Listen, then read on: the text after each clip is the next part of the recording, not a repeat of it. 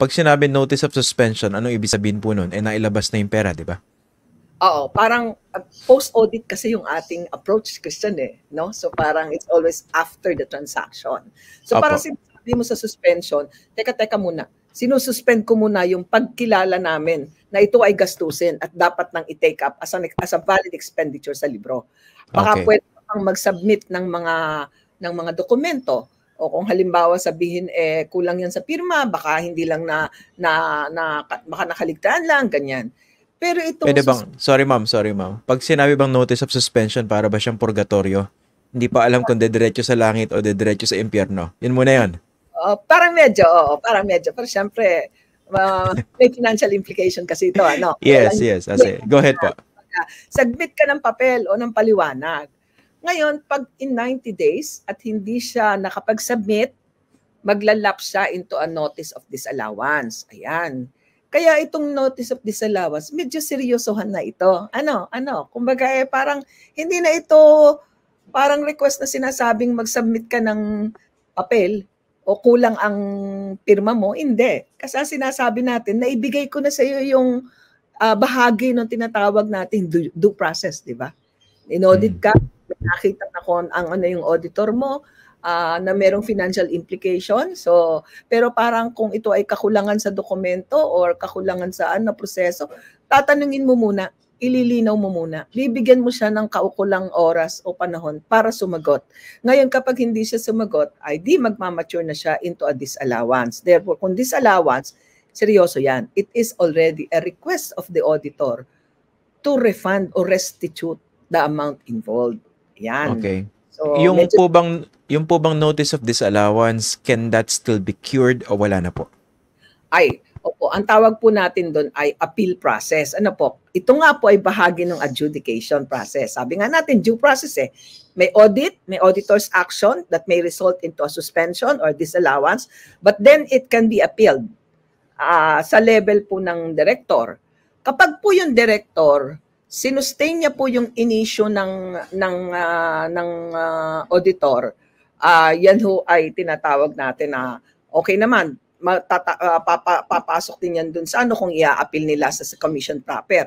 Meron tayong tinatawag na automatic review. Kung halimbawang notice of disallowance, pero pagdating sa director, ni-reverse ng director, Christian, ni-reverse niya yung issue ng team, automatically i-review yan ng commission proper. Kasi titingnan namin, teka muna, kami bilang mga commissioner ng COA sa CP, titingnan namin, nagkaroon ba ng abuse of, tama ba yung pag-lift ng disallowance, etc. Now, kung na-sustain naman yon, papasok dun sa commission proper, pag-aaralan naman yung, yung tinatawag natin na, yung determination of liability. Sino ba yung liable dito? Oo. At magkano ang dapat na i-restitute sa gobyerno, So yon. Now, pagkagaling sa commission proper, kailangan kung minsan kung hindi satisfied yung mga binigyan ng notice of disallowance, tumatakbo sila sa Supreme Court. Okay?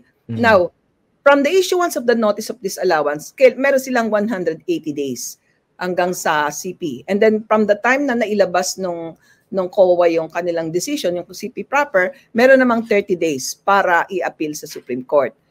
Pero hindi ibig sabihin na dahil nasa Supreme Court na, ay hihinto ang proseso ng Commission on Audit. So, ang ibig sabihin, pwedeng magdire-diretso kung saan, halimbawa, pwede na silang mag-issue ng notice of finality at yun nga, yung COA, enforcement of, yung enforcement of authority. Kumbaga, in-enforce mo na talaga na kailangan final na itong decision, kailangan ipatupad. Bayaran o ibalik, kung ano man yung kung minsan, dinideduct sa sweldo ng kung sino man ang liable. At nandun nga rin, kung makikita natin dun sa audit observation, nakalista din doon yung tinatawag natin na persons liable. Oo nga. Dito sa dokumento na inilabas ni Congresswoman Franz Castro, the following persons have been determined to be liable for the transaction. Si Vice President Sara Duterte, Vice President, Miss Gina Acosta, yung SDO, tapos Miss Julieta Villa del Rey. Ano po ba yung SDO? Si Miss Julieta identified dito as the Chief Accountant. Ano po ba yung SDO?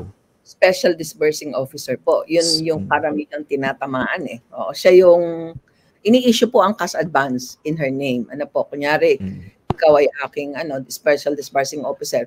Ikaw yung kumbaga pangit man yung term, ikaw yung bagman. Hindi naman technically na yun ang ibig sabihin na ako ay nagpapaliwanag lang ng madaling maintindihan. Ikaw yung may hawak. Mo in-issue yung cash advance. Ayan, ikaw ang bibigay ng cash advance. Opo. Dito,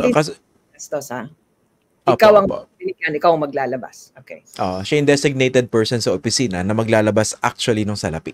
Sa kanya din i-issue yung cash advance. Okay. Yung nga po, sabi nyo, pag enforcement, pwedeng ipabawi ng Commission on Audit po yun, no? So, pero ito malaki, pag final na, okay? Hindi pa natin alam kung final na ito, no? Pero kung sakali maging final ito, napakalaking pera nito, 73 million. Paano bang babawiin yon doon sa mga persons identified as liable? Again, if magkaroon na po ng finality yung action ng COA. Okay. Ilagay natin sa tamang konteksto, magiging final siya within 6 months. Within 180 days. Within 180 days at wala silang gawing kilos, Yun ang aking assumption. Now, tama yun, napakalaki ng amount. Ang pinakang nito, dahil ito ay confidential funds, usually kasi Christian, ang confidential funds, comprehensive release, kumbaga halimbawa, Christian, ito ay isang opisina, malapit ko masabi, isang kaibigan isang opisina, okay, binigyan. Preno muna, preno. Ika-cash advance, Pag ikinash advance, comprehensive yung kailangan i-liquidate muna yon. Pagkatapos ma-liquidate, kung bigyan sila ng clearance, saka sila ulit bibigyan ng another tranche ng kanilang confidential funds. Kaya pag tinignan natin, Christian, parang baliwala yung hindi na sila binigyan ng confidential funds. Kasi hindi nila ito maliliquidate dahil may disallowance So, hindi na sila ngayon mabibigyan, di ba? Kumbaga, wala na, hindi na sila pwedeng bigyan hanggat hindi nila naliliquidate. Ngayon, yung tanong mo, paano ito babayaran? Ayan, karamihan sa ganyan, tinatawag nating joint and severally liable. Kumbaga, sama-sama silang sasagot. Dito siguro, i-stress ko yung aking sinasabi noon, yung punto de vista na ito yung nakakaawa sa mga yung naiiwan doon sa baba. Kasi ikaw ang disbursing officer, kasama ka sa lahat ng determination of liability. Kasi ikaw ang nag-release ng pera, And kadalasan, lagi nating sinasabi, ay sumusunod ka lang, etc. Laging ganun, Unfortunately, kapag yung boss mo ay elected official, bababayan, di ba? Ikaw ang maiiwan kung may trabaho ka sa gobyerno, Now, ang ating tinitingnan dyan ay, syempre kapag hindi yan nabayaran, ay di syempre, usually, may mga proseso na, kumbaga, parang dinedetermine ng court paano siya i-execute. Kung minsan, inaano sa mga retirement, di ba? Or pinakamadaling suma total, kung yan ay nasa gobyerno pa, kunyari, lilipat siya sa ibang or mag-e-end yung term niya, ibabawas yan sa kanyang mga claims. Halimbawa, meron kang retirement package na makukuha, supposedly, ibabawas yan yung mga outstanding accountability or liability. Pero yung katotohanan, kadalasan, hindi rin na ibabawas. Nakakapag-retire na nakukuha yung hindi na ibabawas yung dapat ibawas.